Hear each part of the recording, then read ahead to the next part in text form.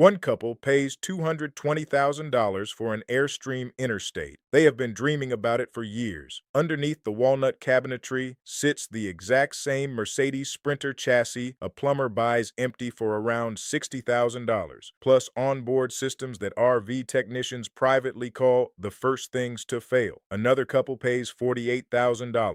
Their mechanic recommended it. We ran 7 of the best-selling vans for van life through the same 5 criteria test. One clear winner. Clear. Starting with number 7, the 5 criteria. Livability, meaning can you actually stand, sleep, and move inside. Conversion cost and ease. Mechanical reliability. Repair access, meaning can it be fixed in a small town on a Sunday? Because every van on this list, including the winner, will eventually strand someone. And value. Some of these vans are sold new, some only on the used market, because that is how real buyers actually shop this segment. Each van rated on the same scale. Same questions, same standard. One more note before the countdown. Prices are rounded because dealer markups and used listings move week to week, and the ranking would not change either way. Number 7, the Airstream Interstate 19, around $220,000.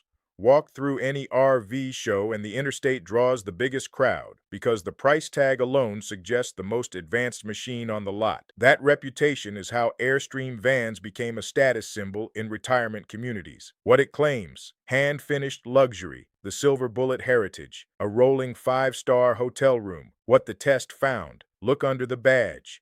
The Interstate is a Mercedes Sprinter 2500. The same van, the same engine, the same transmission you can buy empty for roughly $60,000. The additional $160,000 buys cabinetry, upholstery, and a stack of complex systems. An onboard generator, a macerator toilet, multiplexed electronics. Talk to independent RV technicians and a pattern emerges. Those added systems, not the Mercedes underneath, generate the majority of repair visits. And because the systems are proprietary, many repairs route back to a dealer, where owners report weeks-long service waits during travel season. There is also the money nobody mentions on the showroom floor. Luxury Class B vans depreciate hard in the first 3 years. Insurance is priced against the full sticker, and the onboard generator carries its own maintenance schedule measured in run hours. Like a second engine you pay to feed. None of that appears on the brochure page with the walnut cabinetry. Who it works for: buyers who want a finished, warranted vehicle on day one, never want to hold a drill, and live near an Airstream service center. The fit and finish is genuinely beautiful. Who should skip it? Anyone planning remote travel far from dealers and anyone whose budget matters because the extra money buys furniture bolted to a work van. The heritage is real. The hardware underneath is a plumber's van. The next one costs $30,000 less and is marketed as the adventure alternative. It has a different problem. Number 6, the Winnebago Revel,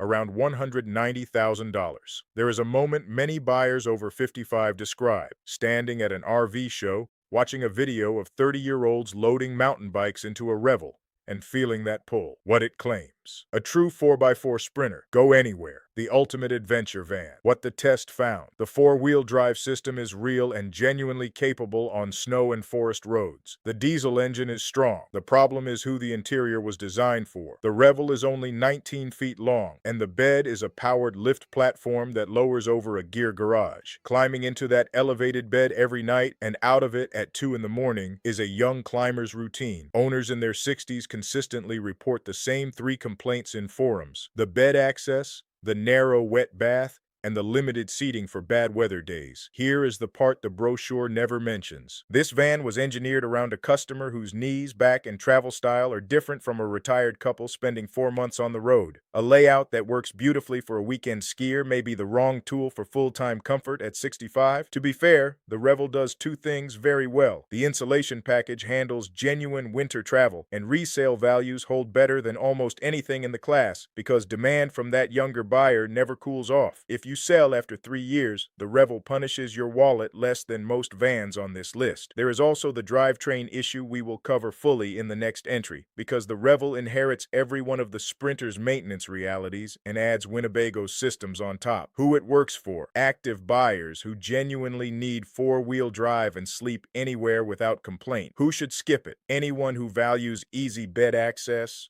space to sit out a rainy day, and predictable repair costs. The next van is what both of these are built on, and buying it empty reveals something the finished versions hide. Number 5. The Mercedes-Benz Sprinter. Bought empty as a DIY base, around $62,000 for a high roof. The Sprinter earned its reputation honestly. The tallest standing height in the class, a refined driving experience, and a badge that holds resale value. For tall travelers, 6'4" and above, it is often the only comfortable option, and that matters. What the test found: the platform is excellent. The ownership experience depends almost entirely on where you break down. The diesel engine carries a modern emission system with diesel exhaust fluid, sensors, and regeneration cycles. When one sensor fails, the van can enter reduced power mode, and clearing it is a dealer-level job. Owners describe the sequence the same way. A yellow warning appears on the dash, then a countdown of remaining engine starts, and if the fault is not cleared in time, the van limits its own speed until a dealer resets it. On a Tuesday in a city, that is an inconvenience. On a Sunday, 200 miles from the nearest Mercedes commercial center, it is a canceled trip. Mercedes commercial service locations number in the low hundreds nationwide. Ford has thousands. Read enough owner groups and the split becomes obvious. Sprinter owners who live near a Metro dealer and follow the service schedule describe the van as flawless. Owners who broke down in rural Montana describe a tow bill, a 2-week wait for parts, and a 4-figure invoice. The van doesn't change. The nearest dealer does. Service costs run meaningfully higher than the American competition even when nothing goes wrong. Routine oil service at a Mercedes dealer commonly runs 2 to 3 times what a domestic van costs at an independent shop, and the schedule does not care that you are retired. Who it works for: tall travelers, buyers near major cities, and anyone who plans to sell within the warranty window. Who should skip it? Full-timers heading into remote country on a fixed budget, and anyone who wants a small-town mechanic to be a realistic option. The next van solves the budget problem completely. It costs less than half as much, and it was discontinued, which is exactly the complication. Number 4. The Nissan NV3500 High Roof. On the used market between $20,000 and $35,000. If your budget is the wall between you and van life, this is the entry that partially solves it and partially does not. What the test found: the NV was built on truck bones. The 5.6-liter V8 comes from the Nissan Titan, and it is one of the most under-stressed, longest-lived gasoline engines ever put in a van. High-roof versions offer real standing room for anyone under about 6'2". Used prices sit far below an equivalent Transit or Sprinter, and the drivetrain routinely passes 250,000 miles. The limitation is the calendar. Nissan discontinued the NV in 2021. Every year forward, the parts shelf gets thinner, body panels get harder to source, and fewer dealer technicians know the van. Fuel economy is also poor, low teens, which matters at retirement mileage. Worth understanding why it died. Nissan never sold enough of them against Ford and Ram, so the company walked away from the American commercial van market entirely. The van did not fail mechanically, it failed commercially. Those are very different things for a used buyer, because a commercially failed van with a bulletproof engine becomes a bargain, while a mechanically failed van at any price becomes a driveway ornament. One detail softens the risk. The V8 itself shares parts with the Titan pickup, so engine support will outlast the van. Body-specific and interior parts will not. Who it works for: budget buyers with mechanical confidence who want maximum reliability per dollar today and accept uncertainty in year 10. Who should skip it? Anyone planning to keep one van for 15 years, and anyone uncomfortable hunting for parts. The next 2 vans are where this test separates clearly. The next one is the best-selling van in America, and the version most people drive home is the wrong one. Number 3. The Ford Transit. Around $52,000 new for a high roof. Walk any van build form, and one observation appears consistently: the Transit is the van professional converters reach for when a customer needs a safe recommendation. The reasons are structural. What the test found: the 3.5-liter EcoBoost engine is strong and proven. All-wheel drive is available from the factory, something the ProMaster cannot offer. The Transit is the only van in this test with 3 roof heights, and Ford's dealer network covers essentially every county in America. Parts are everywhere. Independent mechanics know it. There is a reason rental camper fleets standardized on this van. When a breakdown happens in a random county, the odds that someone within 20 miles can diagnose a transit are better than for any European badge, and a rental company bleeding money on every down day cares about exactly that. Now the part where buyers get burned. The mid-roof looks tall on the lot. Inside, it gives about 72 inches. A 6-foot adult stands with a bent neck for the life of the van. The high roof gives about 81 inches. Same badge,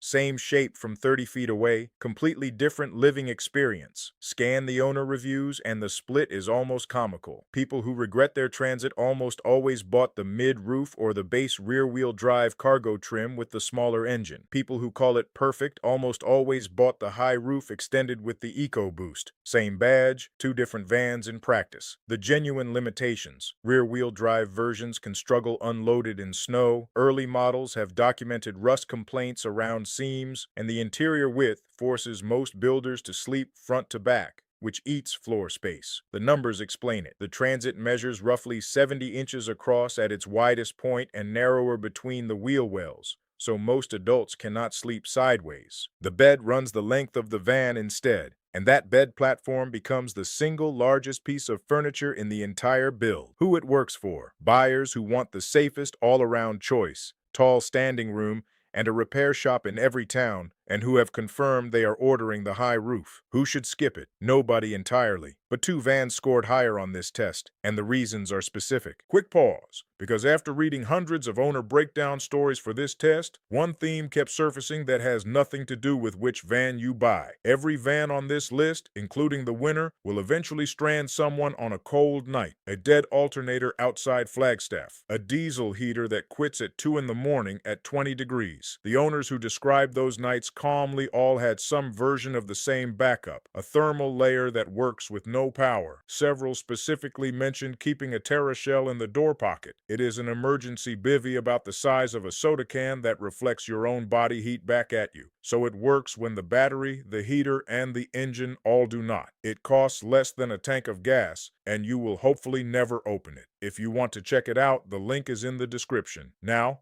number 2, the van your grandfather would recognize. Number 2, the Chevrolet Express. On the used market between $15,000 and $30,000. There is a phase many first-time van owners describe, the point where the modern van in the driveway has a warning light nobody within 100 miles can diagnose. The turbo van, the diesel van, the van with 11 control modules. When that happens, old mechanics almost always point at the same thing. The Express has been in production with the same basic body since the mid-1990s. General Motors never fundamentally redesigned it, and that stopped being an embarrassment and became the entire point. In fact, GM planned to replace it with an electric van, then reversed course and committed to a refreshed 2027 model instead, because fleet demand refused to die. The current gasoline V8 is a simple pushrod design. There is no turbocharger, no diesel exhaust fluid, no regeneration cycle. Every part is stocked at every parts store in every small town, because this is the van that ambulance companies, church groups,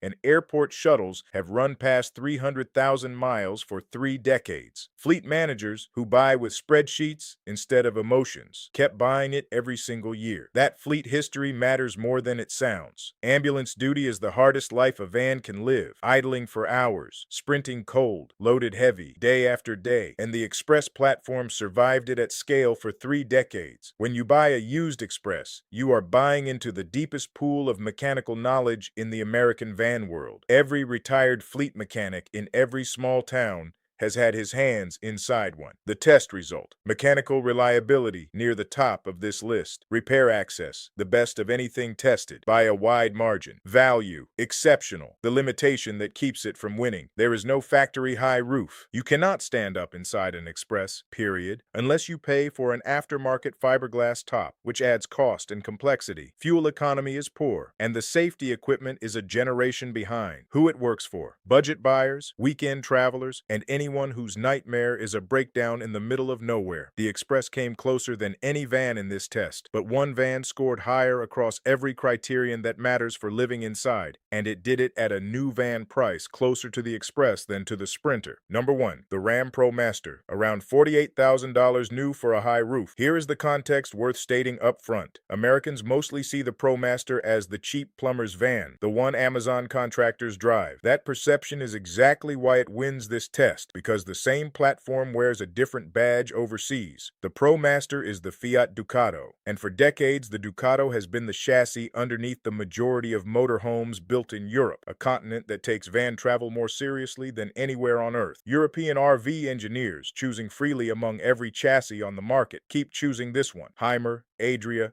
Pilot, brands most Americans have never heard of, build the majority of their motorhomes on this exact platform, and they build them for customers who live in them for months at a stretch. The reasons show up in the tape measure. The ProMaster has the widest cargo box in the class, about 75 inches wall-to-wall with nearly vertical sides. That one number changes everything. Most adults can sleep sideways across the van, which frees up almost 2 feet of floor compared to a front-to-back bed in a Transit or Sprinter. In a vehicle where every inch is furniture, that is the difference between a hallway and a home. Because it is front-wheel drive, there is no drive shaft running under the floor. The load floor sits lower than any competitor. The step-in height is the easiest on aging knees of anything tested, and the interior floor is flat and square, which cuts conversion cost and difficulty dramatically. Builders consistently describe it as the easiest van in the class to insulate and panel. It also comes in more sizes than most buyers expect, from a short city wheelbase up to the 159-inch extended version that most van lifers choose. So the same platform scales from a weekend rig to a full-time home. The drivetrain is the Pentastar 3.6-liter V6, an engine produced in the millions across Jeep, Dodge, and Chrysler vehicles for over a decade, paired in recent years with a proven automatic. It runs on regular gas, carries no diesel emission system, and can be serviced at thousands of dealers, plus any independent shop in America, because every mechanic alive has worked on a Pentastar. Fuel economy lands in the high teens on regular gas, unremarkable on paper, but often cheaper per mile than a diesel once you price diesel fuel, diesel service,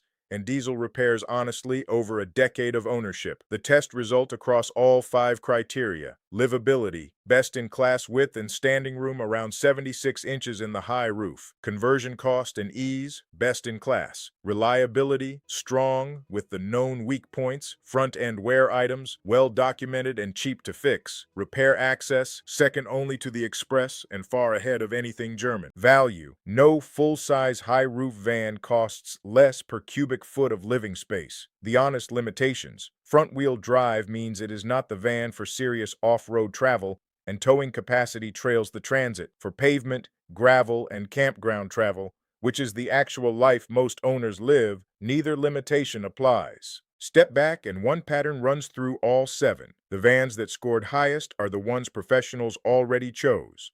Fleet managers chose the Express, professional converters chose the Transit, European motorhome engineers chose the Ducato. People who spend their own money by spreadsheet keep landing on the same short list, and nothing on that list costs $220,000. The couple at the beginning paying $220,000 is not wrong to want a beautiful home on wheels. They are wrong about what that money is buying, because if the platform underneath is a $60,000 van and the add-ons are the parts that break, the price is paying for a story, not a result. The couple paying $48,000 did not compromise. They bought the platform that European motorhome engineers chose over and over for 40 years, with the widest floor, the lowest step, and an engine any mechanic in any town can fix. And the $170,000 they kept buys a decade of fuel, campground fees, and every national park in America, which is the part of van life the brochures never photograph. 7 vans, 1 test, 5 criteria. The winner costs $48,000. Drop a comment with which of these 7 is sitting in your driveway or on your short list, and what it has cost you in repairs so far. On videos like this, the comment section is usually worth more than the video.